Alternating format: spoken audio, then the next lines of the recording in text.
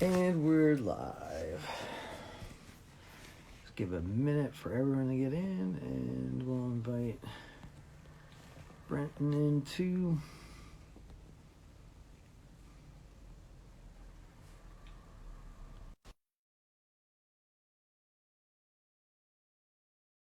Brenton's joined. Thanks for joining. Sean Emily, thanks for joining.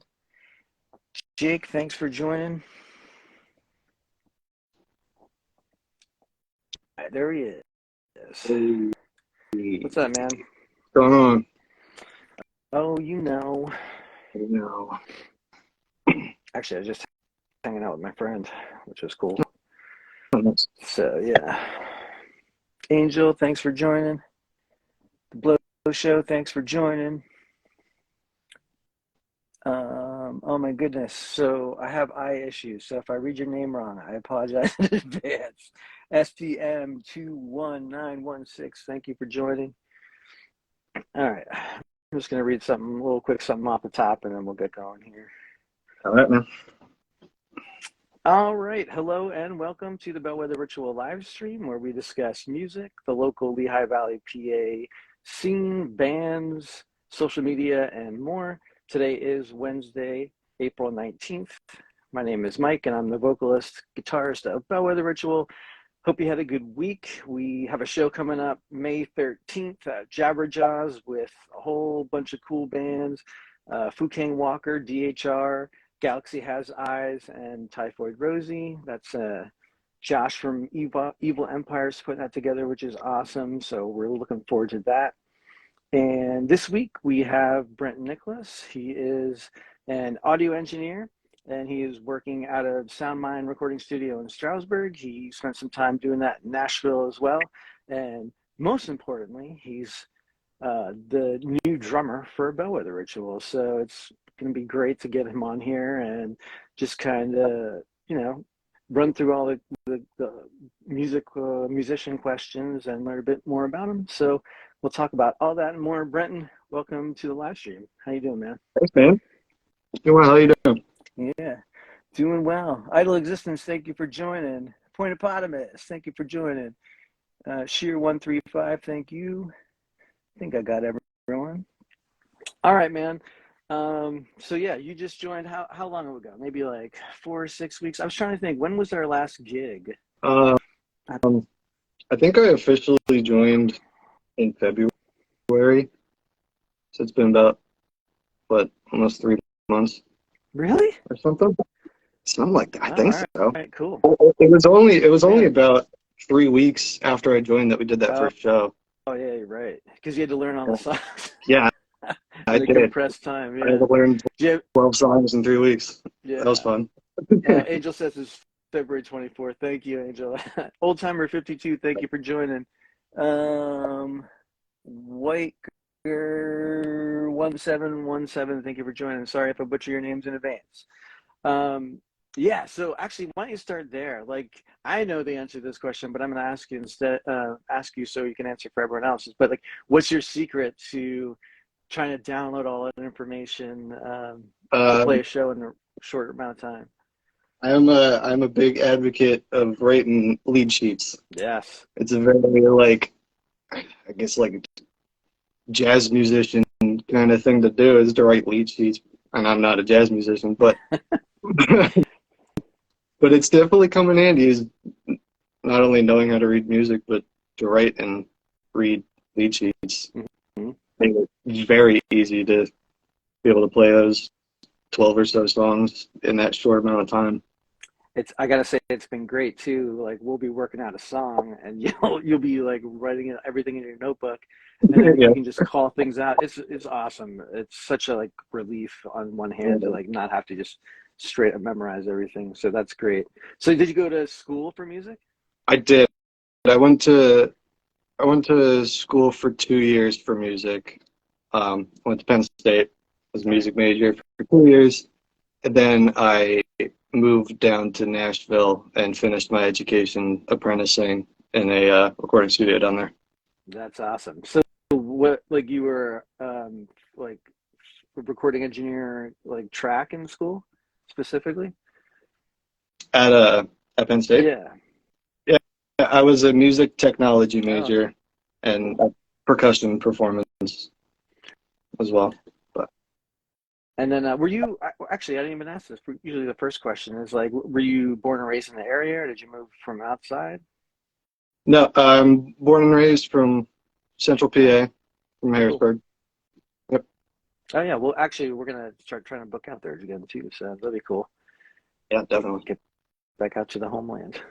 Mhm. Um, so how did the Nashville connection come together? Like, it was just something that was part of being Penn State, or? No, I actually had a friend uh, from high school who went and did the exact same apprenticeship Mm, down there that I did, and yeah, he's told me a whole bunch of great things about it, so I thought I'd give it a shot, and it was exactly what I was looking for. And, yeah, very cool. So you had no qualms with just like, I'm just gonna pack up and go down there and yeah, make it pretty much. happen. Yep. Cool. Yeah. Yeah. So what? How different is Nashville? Actually one of the places on my list that I still have not been yet. So Oh yeah. I'm interested to hear. Yeah. Nashville is awesome. It's an incredible place to go, especially as a musician. Yeah. The I mean, the music scene is very different than anywhere else, but yeah, it's a very very cool place to go. Music everywhere. Yeah. Yeah. Like everyone's a competent player. I feel like you can't like, right. Yeah. That's what I'm hearing is like the base level for everyone is very high. Yep. Definitely. What what are what are what are some of the things that make it different? You think like what were the noticeable things for you? The biggest difference when it came to tracking bands was Mm, most of the bands down there that I tracked with was actually just a songwriter, and then they would just hire studio mm, musicians. Whereas 95% of the shit I work on here is just actual bands, fully formed bands.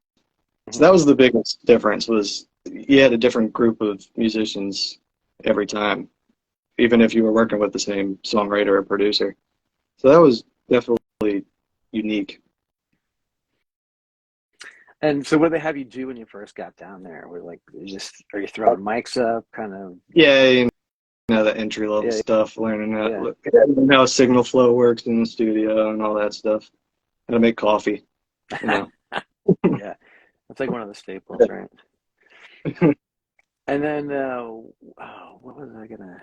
So, as far as like a starting point of like what you initially got you into music, Yeah, um, yeah. What was it? Was it like a song or a band or?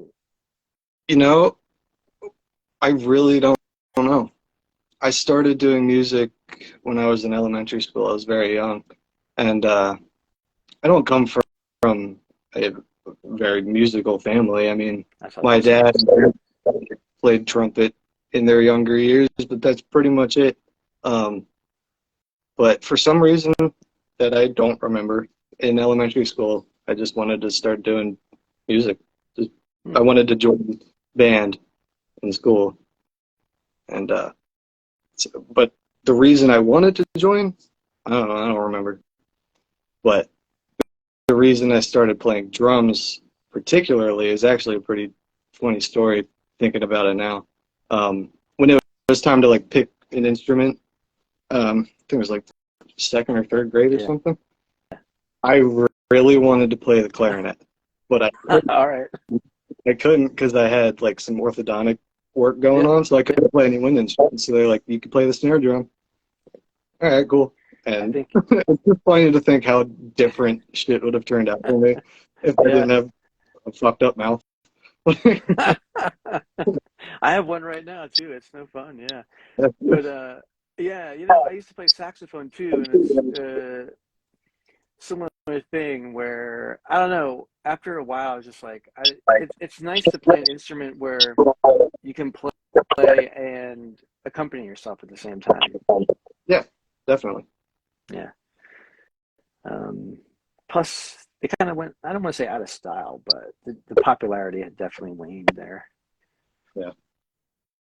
So, what were some like? So then you go into is it like a marching band or something like that? Yeah, well, so I was doing, like normal concert band stuff in elementary school and middle school. It wasn't long after I started doing that my parents got me my first drum set. Oh, Then I started God, God bless private, them. Yeah. right?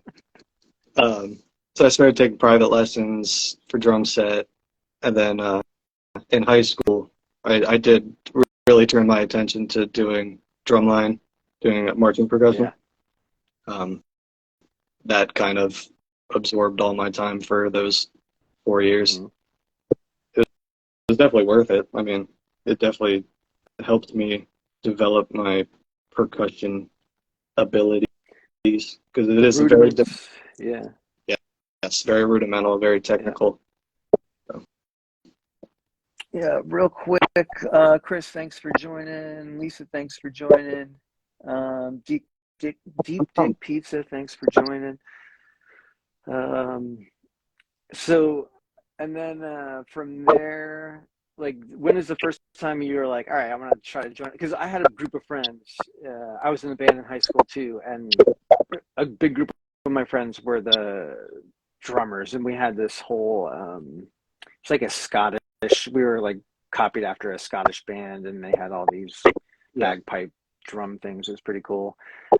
Where's the jump from that to like playing in your first band? I didn't play in my first band until college. Doing drumline and stuff in high school, all of my friends were drummers. How the hell are we going to start a band with just a group of drummers? So it wasn't until college that I started meeting other people and playing other instruments. But yeah, I've always wanted to. Like even in high school, I wanted to join a band. I just, you know, my time was better spent with my drummer friends, apparently. You just form an all drummer band. That'd be cool. Why Yeah, not? groundbreaking.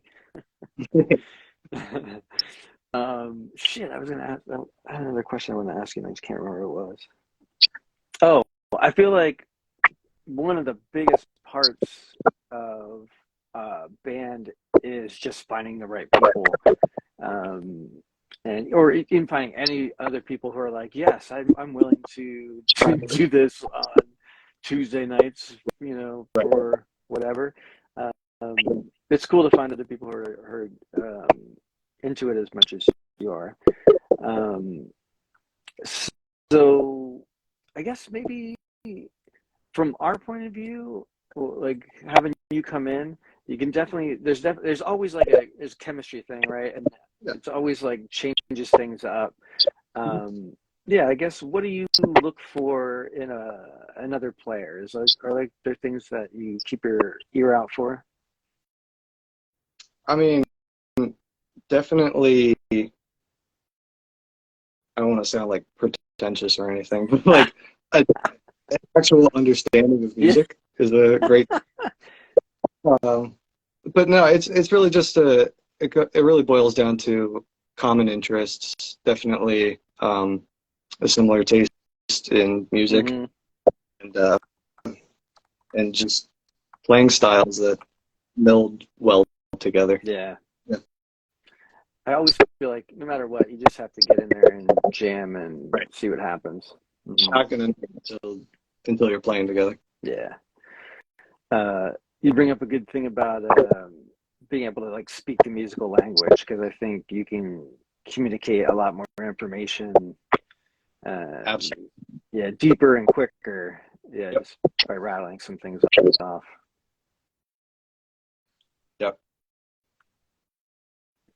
It definitely helps with the biggest issue when it comes to bands fighting, and that's communication. Yeah, it's hard to do. Like, you want everyone to feel like they could be creative, but at the same time, we have to like, um, we all have the same goal that we're going for, but where everyone's really wants to do their own thing with it. So you got to try to figure. It's like a Venn diagram. Yeah. Like your concentric circles, and the best you can do is hope to meet somewhere in the middle. Right. You got to find that middle ground. Yeah.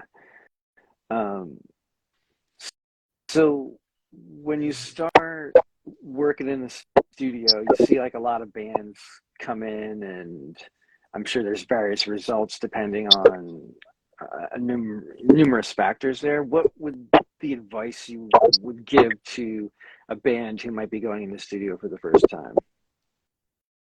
For the first time, this may seem obvious, but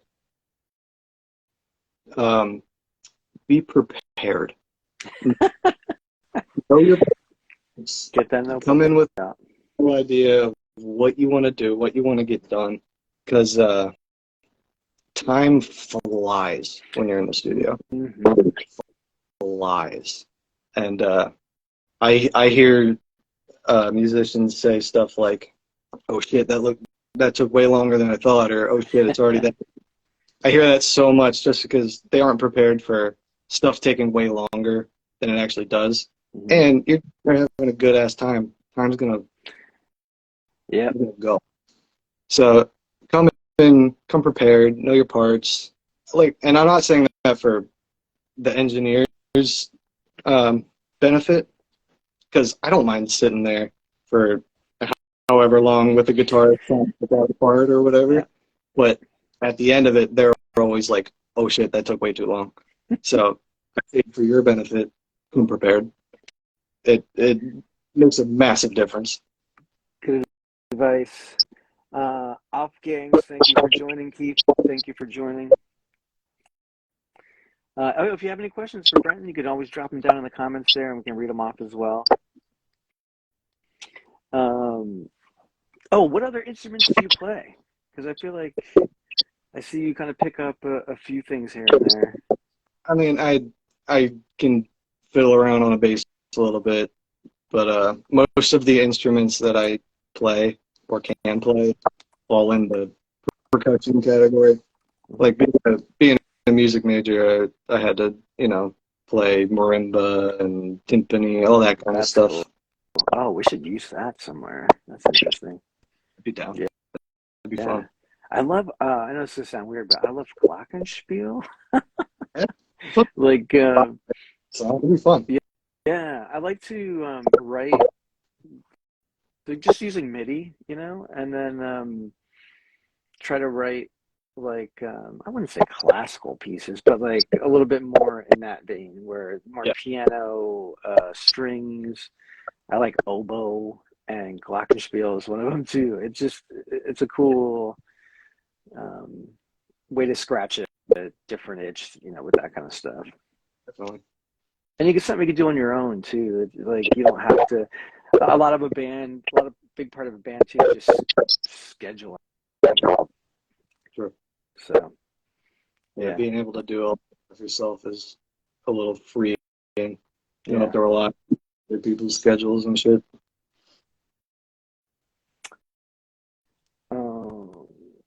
What else do I have for you? Oh, I didn't even get a chance to ask you. Did you talk to Nick or were you there for Nick from Crooked Ways jumped in up there?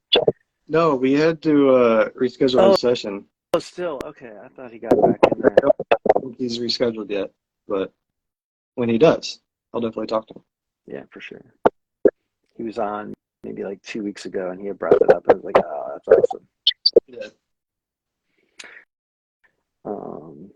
All right. So, how about this? I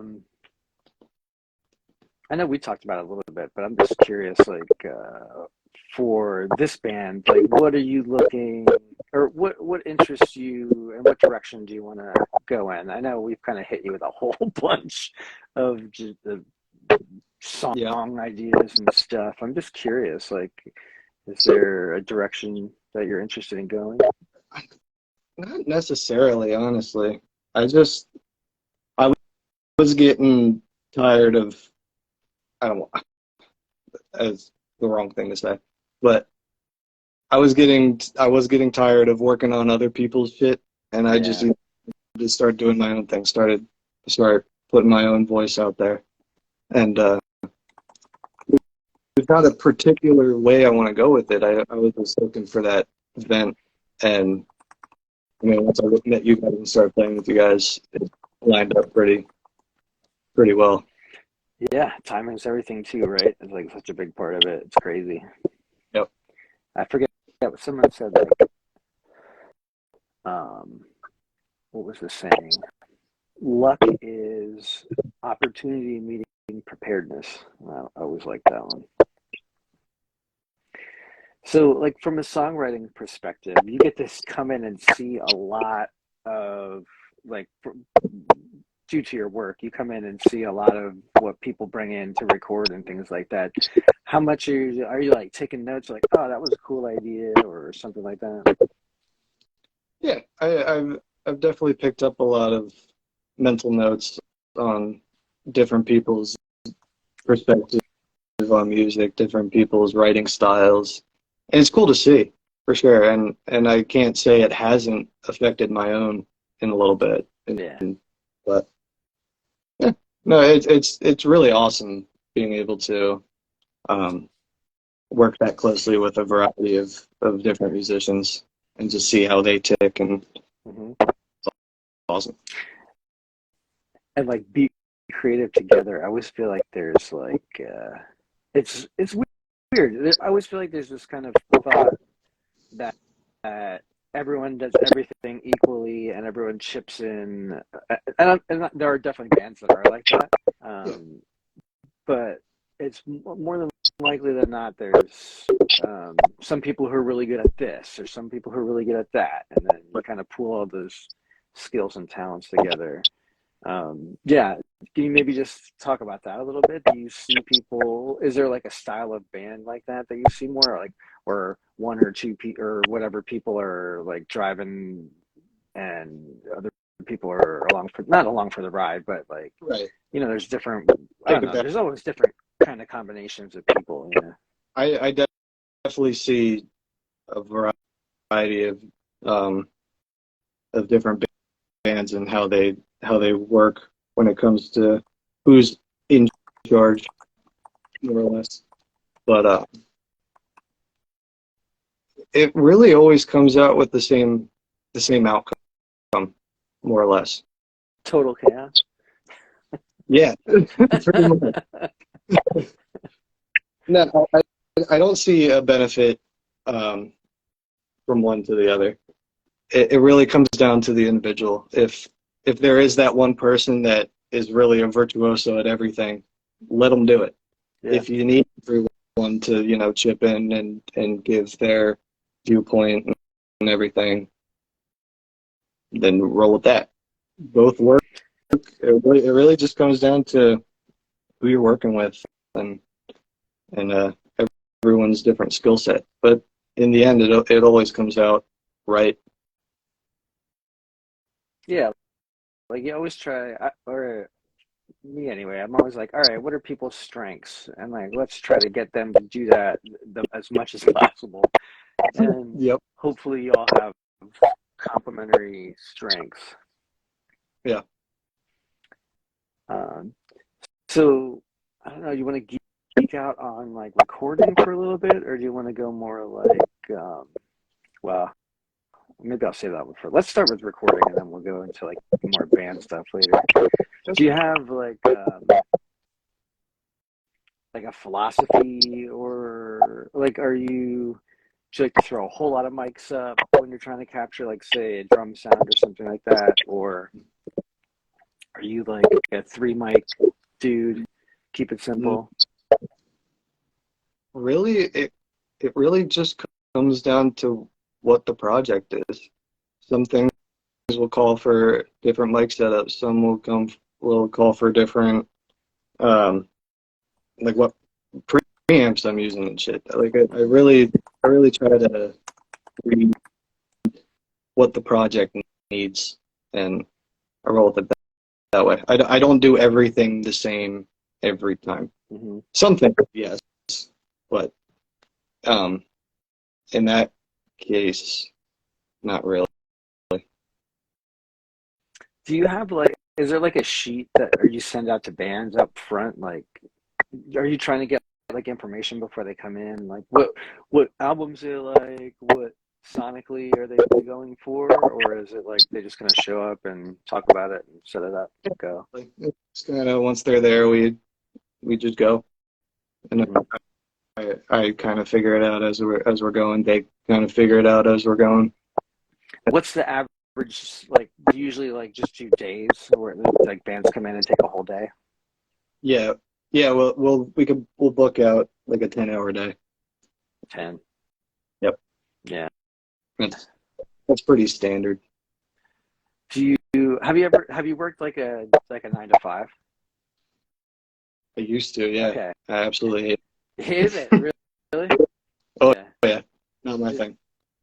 What was it, like the structure of it, or?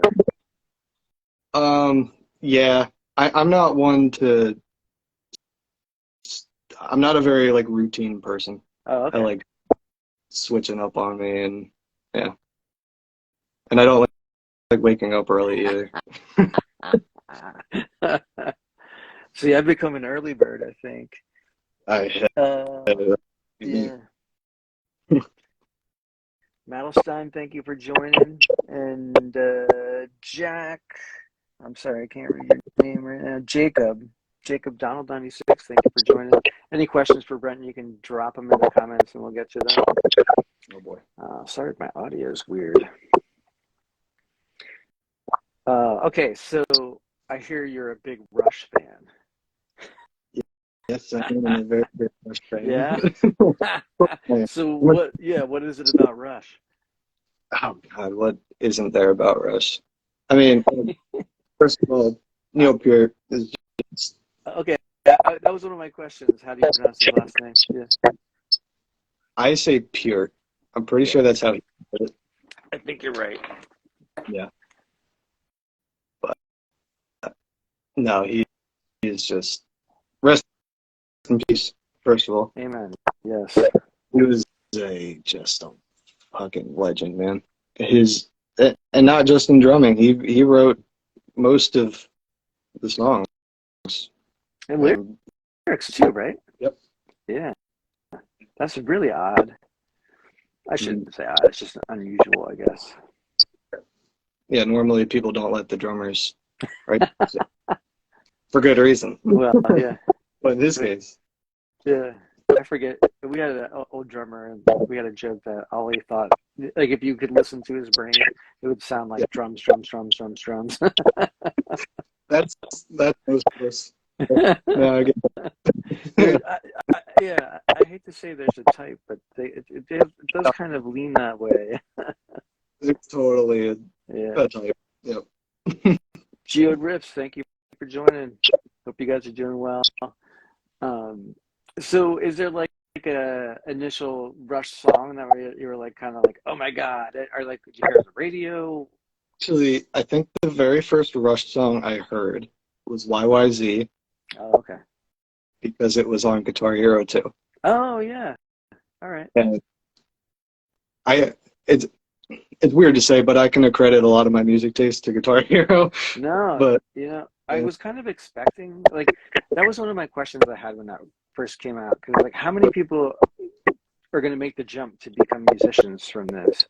And at first, it didn't seem like many, but like the more I talk to people now, a lot of people go back to that and they're just like, yeah, I was playing this game. I think it's definitely my generation doing that. Yeah, Because Guitar Hero came out when I was like 10 that's the or something. sweet spot. Yep. Exactly. That's when you're absorbing everything and really finding what ticks with you. So, were you already playing drums at that point? Yeah. Okay. So, did you? I guess they had drums for it, right? One of them, Rock Band or Guitar Hero or whatever. Yeah. Were you playing guitar or were you on the drums? For Rock Band, I was doing both because at that point I played every Guitar Hero up to that point. So, Mm.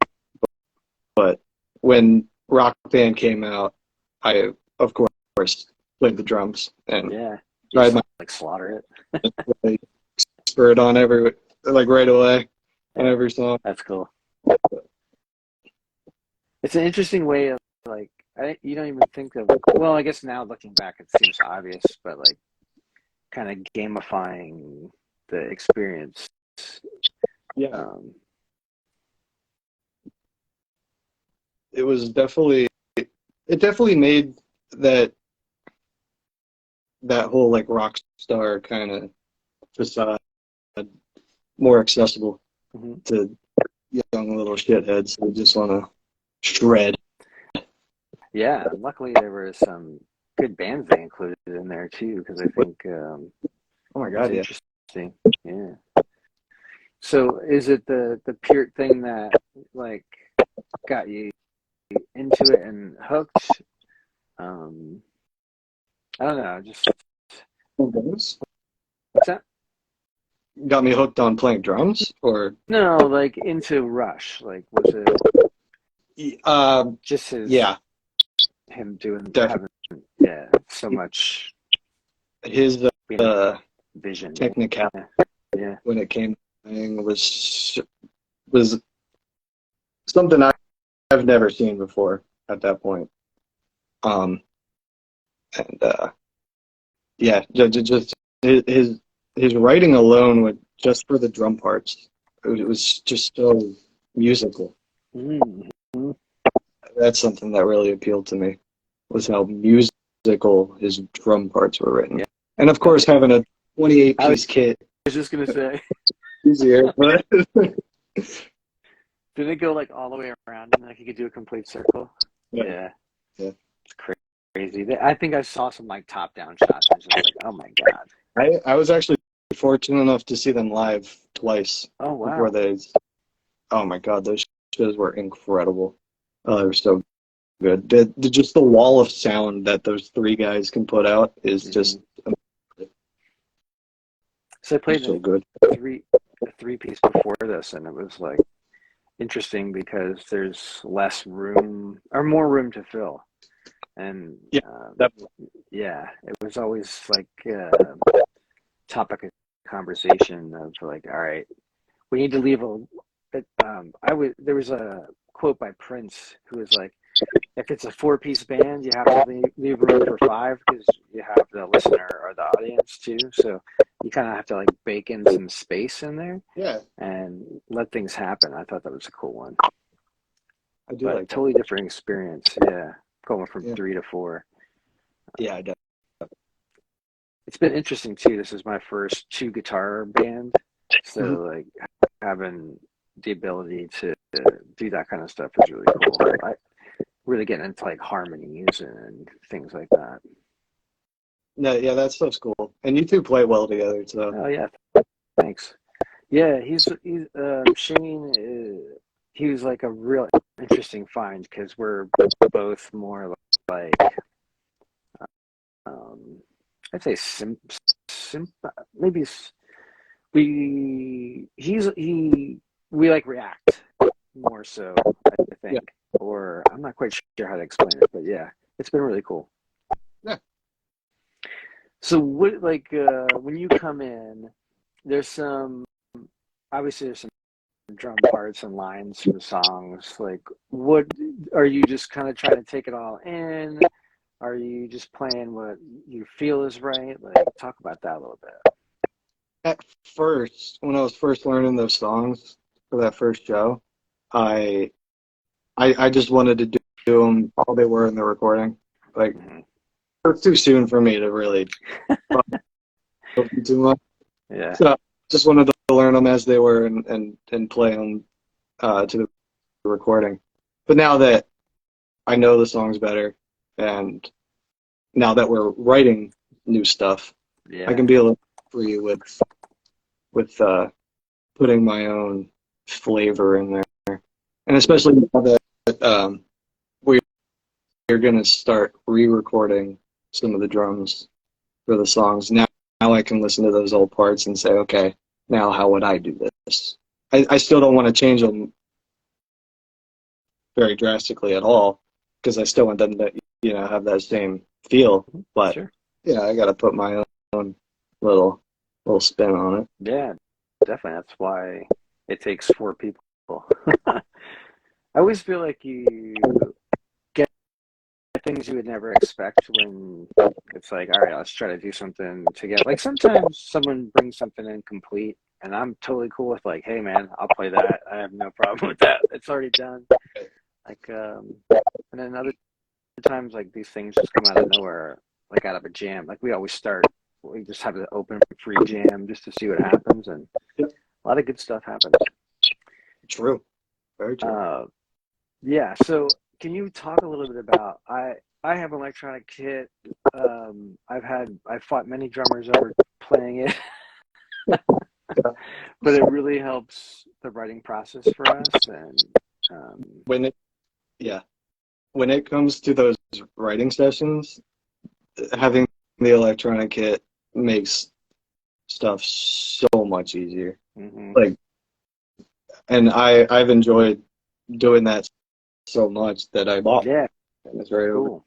Yeah, why don't you tell me? And, Yeah, tell me about that. Like, what'd you end up going for?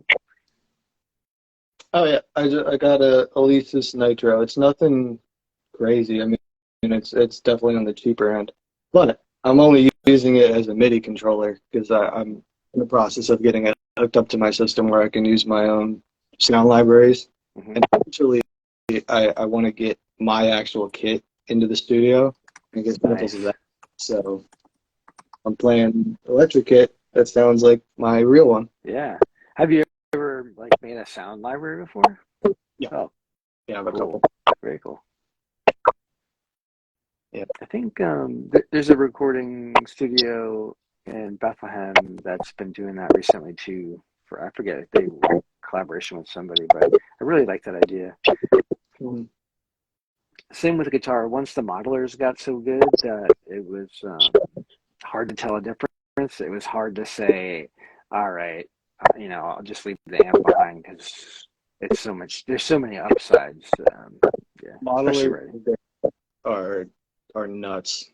We we have a we don't have any at the studio, but we have a couple bands who come in with them, and the amount of shit you can do with those things is unreal. And they sound phenomenal. It's nuts how accurate they are to the real thing in a lot of cases. You got to get the real good modelers, but Yeah. but damn, are those good ones accurate as hell. Have you ever done the ones that do like the tone print or whatever, like copy, like you run it through a real amp and it Oh sends all yeah, these crazy signals through? Yeah. yeah, those things are nuts. There's so much just crazy technology out there for music these days. Yeah, for sure. Can't even begin to scratch the surface. Nuts. So what kind of like, what's your going back to sound libraries a little bit, like do you have a preferred snare sound or type? Not, not really. I mean, I just kind of pick one that sounds good and roll with it. Mm-hmm. I can always adjust it as I see fit.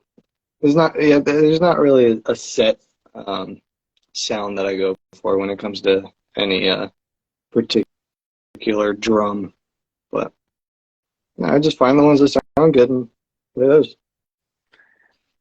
I used to love me a piccolo snare back in the day. Well, when it comes to real drums, then obviously I get a little more picky about it. Sound libraries, it's whatever, because even if the sound's a little off, you can do so much shit to it digitally that you can make it sound how you want. But when it comes to real drums, I agree. Piccolo snares are some mean little bastards. Mm-hmm. Things a little crack. I have it's not a piccolo, but it's a smaller. It's a 12-inch snare, but it's like 7 inches deep, and that cracks. Mm-hmm. It sounds like a shot. I love that thing. I'd break that out sometime. Yeah, that'd be awesome. I love that stuff. Yeah. When you're I just kind of mixed by doing and failing and figuring that shit out. Is there only recently have I been like, okay, let me start with the snare and get that like Yeah. between -6 and 12 on the old dB meter. And do you have any like tips or tricks of where to start with that kind of stuff? For mixing, Mm-hmm. um, a big thing to know right off the bat and to do your research on is just like the basic, I guess just the basic terms of mixing. Know what compression is. Don't just say, oh, what this knob makes it sound weird. Know what, like, just learn what shit's doing. Know what compression is. Know what your compression ratios are, your threshold, everything. And especially EQ. Know, like, learn what instruments sit in what EQ range. Mm-hmm. So just knowing the basics like that definitely gives you a much better understanding when you're listening. So, like, yeah, like I said, just if you're just moving like one knob on the compressor instead of just hearing the difference, if you actually know what it's doing, Mm-hmm. it makes the whole process a lot smoother as you move forward and start mixing more of the song. I saw someone do a trick, and I can't remember it off the top, but it was basically like sending the compressed signal to another channel. I forget how it worked, so you can just hear what the compressor is doing. Oh, like send through it? I don't remember the trick it was, but it's like here, he had set it up some way where he like bust just what was being compressed out to another channel, so you can solo that and just hear what's happening. I forget exactly what. Yeah. Yeah, no, that's smart. There's a whole bunch of little tips and tricks like that some engineers will do, some won't, some know how to do, some don't. But like every engineer has their own little tips and tricks that they pick up over time. That's why every engineer does stuff differently. Yeah, like I didn't even really know what reverb was for the longest time. I remember, just like, oh, it makes it sound like it's in space. I got you. All right, cool. Yeah, Sounds. yeah. Actually, I struggle with compression. We should talk about this because I feel like I can't hear what it's doing until it's doing too much. Yeah, until you're over compressing. Mm. Yeah. Are there things like you're looking for when it comes to when you're reaching for a compressor? It depends what instrument I'm putting it on. Mm-hmm. In most cases, you really just want to use a compressor to take the edge off. Mm-hmm. If it's too much, what's the word? If for example, if you're working on the snare drum, Mm-hmm. you want to put a compressor on that to not only boost the signal but also cut it off at a certain point, so it's not going fucking nuts. Um, but yeah, when it comes to anything like that, compression EQ, it's all different depending on what instrument you're putting it on, or what group of instruments you're putting it on, or what the project is. Like if you're working on a rock record, you're gonna want that. You're almost gonna want to over compress that snare. Not actually, but you want that shit to pop. But if you're doing jazzy, you may want to compress it less. So like it's very different, but it's always subjective. It's all by the ear. I can't give you like a straight answer, like you got to do it this way, Mm-hmm. because it's always different. I'm gonna hear it different than you're gonna hear it. So it's all very subjective. Yeah, no doubt. What about EQ? Like for me, I could definitely hear what's going on with EQ, and then it That's a, comes down. Yeah, go ahead. EQ is a lot more transparent Yeah, than but then it comes. compressing. Yeah, then it comes down to like, okay, well, this doesn't sound right by itself, but in the context of a mix, it really fits in with the other things really well. Yeah, there's two different kinds of EQing. There's corrective EQ, where you want to take out certain frequencies. Like, for example, you want to, not always, but you want to maybe cut out some of that low mid-range in your guitars to leave room for the bass to sing a little bit. And sure, on its own, that might sound weird, but once you put the bass back in there, then it sounds right. We're gonna go super nerdy. What frequencies do you usually target for that? Like, is there like what that you're notching out there? For that specifically? Yeah, let's just say like a rock. I don't know, like what we do. Like what would you do with the guitars? For the guitars, I would, yeah, I would probably, I wouldn't cut much of the low mids, but I would carve out a little space for the bass there. Also carve out some of the space in the bass, most specifically around the 125 to 200 hertz range. All right. For the kick. For kick? That's what, okay. It's really just about carving space for the other things. And what, like, are you talking like 250 to 500 on the guitars? Yeah. Somewhere in that range? Yeah. Yeah. Pretty much. For our kind of tone, probably, yeah. Even upwards of 1,000, I'd say. Oh, okay. I never went that high. And I'm always a reductive or whatever. What's the word? Takeaway EQ. I never got into like super boosting, but the stuff that I hear that's interesting is the super boosted stuff. Yeah, definitely. No, you definitely want to cut out to carve space for other things, and then boost those frequencies that you really want to sing. And again, it's different with every song. It's different with every instrument. It's a very, very hard thing to give a straight answer to. Mm-hmm. Yeah. Well, I think your answer is like it takes experience to know and context of what you're doing. Yeah. Obviously. Yeah. You definitely have what you're listening for, and train your ears to hear those certain frequencies, and to hear those.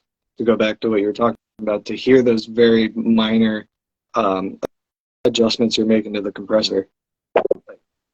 Even the smallest thing, a trained ear can pick it out. So in that case, like, what are you listening for? Like, not so much with the compressor, but like, are you listening for like when frequencies disappear, or is there like something that you're trying to, or are you like? A lot of times I'm a knob sweeper. Yeah.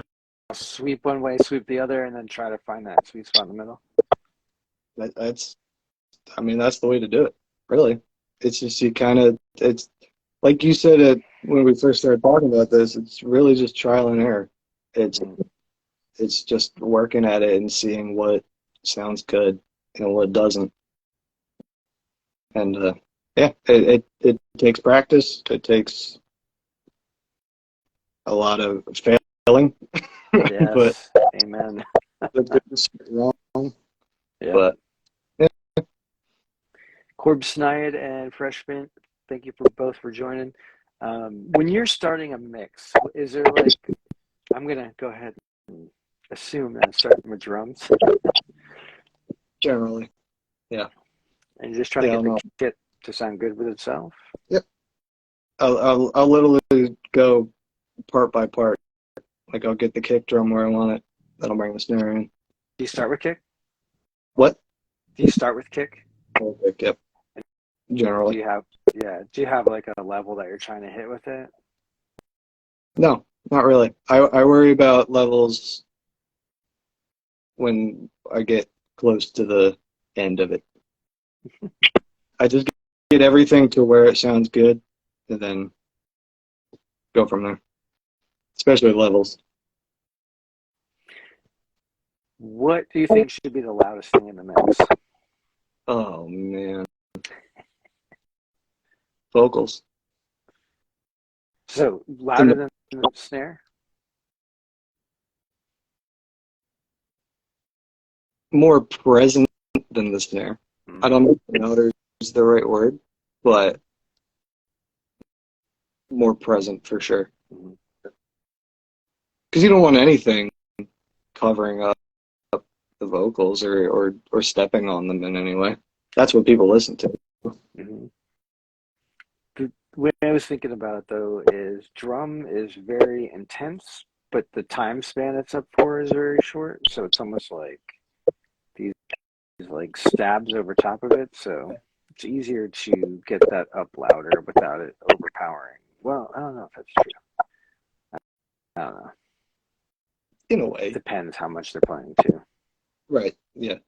Again, it's all different every damn time. Mm-hmm. It's never the same. Yeah.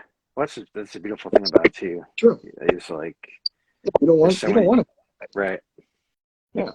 What is do you have like a drum stereo spread that you like to set up? I mean, I have my normal, like, my standard tricks that I do with the drums, but are you talking like panning? Mm-hmm. Yeah. Oh yeah, I always pan from the drummer's perspective. I think most engineers, yeah, I think most engineers go from the drummer's perspective, which sounds weird because normally when you're listening to a song, you'd picture the band in front of you. Yeah. In which case you would pan the drums from the audience perspective. Yes. It sounds way more natural to go from the drummer's perspective. So I always did it from a drummer's perspective because that's what I was like. All right, if I'm playing the drums, here's where they should be. And then someone brought up the audience perspective, and I'm like, oh my god! And I tried flipping everything around. That's another way of doing it. There are definitely people who do it that way, but I'm pretty sure most music that you can listen to is generally panned from drummer's perspective. Mm-hmm. I think. So another one from go ahead. Music. No, go ahead. Sorry. Another one for me is guitars. Are you a hard left and right? Like lately, I've been pulling them in a little bit because it sounds more natural to me when I can hear it in both ears, like I'm in the audience. If I have the ability to do this with a band that's in, you just get as many guitar tracks as you can. Pan one hard right, pan one hard left, put one dead center. Like just so there is that mid-rangey guitar tone in the center. But if I only have 2 tracks to work with, I don't know. Again, it kind of depends. Maybe I'd go a hard pan, but I definitely see what you're talking about and bring them in a little bit, and I definitely agree with that. But when I have the option and the ability to, I always try to get as many guitar tracks in there as possible. And obviously, not overdo it, but it always makes sense. Yeah. Eventually, we'll get there. How would you record us? Would you want, like, we're a 2-guitar band? Yep. Would you have us record 2 tracks each, and then you're EQing the center? Like if you're doing 2 outside and 2 center guitars, you're EQing the center guitars mid-rangey, and then you can fill in the other, or just I always try to think of that stuff sooner than doing EQ, meaning like for those center guitars, maybe we'd swap out an amp, maybe do a Marshall for the center, so they have much more of that mid-range, and then do more high-end shit for the spread. So I always try to think sooner in the recording process to try to fill out that space rather than correcting it later. So yeah, picking the right amps and sounds is number one. How often do people fight you on, like, no, bro, this is my amp, like this is the one? Oh man, I mean, I always try not to argue that kind of shit, because if the artist comes in with the sound they want, I want them to get the sound they want. That's a good point. But yeah, you know, I always got to give my 2 cents on what I think is going to work better. Yeah. That doesn't happen all too often. That always happens with bands that have what we like to call demoitis. Yes. They are far too obsessed. That? Yeah. It's when bands are far too obsessed with how their demos sound and aren't open to any sort of change when it comes to recording the actual song, which is inevitable. Stuff's gonna sound different when you record a bit. Yeah, but there are definitely those bands that are married to their demos and don't want shit to change too much. How do you find like the level, just a general level of knowledge that people have coming into studios changed? It's hard to say because I haven't been doing this for a ridiculously long amount of time. Yeah. But I haven't really. I encounter more musicians who are more knowledgeable than not. Because the accessibility of being able to acquire this kind of equipment is so much greater than it used to be. So it's really amazing. Yeah. People are experimenting with this kind of stuff at home. So they come in with a prior knowledge of how to get the sounds they want and everything. So yeah, people are definitely more knowledgeable now than before. Even though I haven't seen what it's like before, it's just kind of obvious that, you know. It wasn't pretty, let me tell you. I know. I think I started when I was a kid. The first thing I got was a little basically a little boom box that had a tiny little mic on it that you could record straight to a cassette tape, and I'd basically record pretty much anything, like MTV or my band, just throw it in a corner and just play full blast. Pretty cool. All right. I'm very excited to have you in and contributing now and eventually get to the recording process with us. I don't know. Probably just kind of let you run with that. Honestly, I'm interested to see, just because I've had to do it because that's just the way it had to go. I learned by, no one else knows. I'll just figure it out and go. So it'll be nice to kind of see your perspective and how you do things and treat things. No, I'm excited to do some real tracking with you guys. Take some of the pressure off too, because I know someone actually knows what they're doing. All right, very cool. Well, that takes us to about an hour.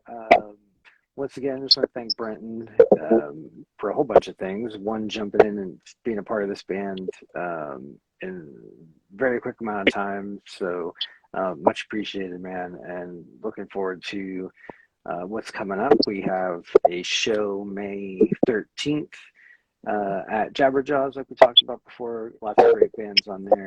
And like we were just talking about, we're going to be recording some new stuff very soon. We're always working on stuff. So, Brenton, thank you once again for being a part of this and doing this with me. And I can't remember who's next week. So stay tuned to find out via the posts. Awesome, man. Have a good week, and we'll see everyone later. Thanks for joining.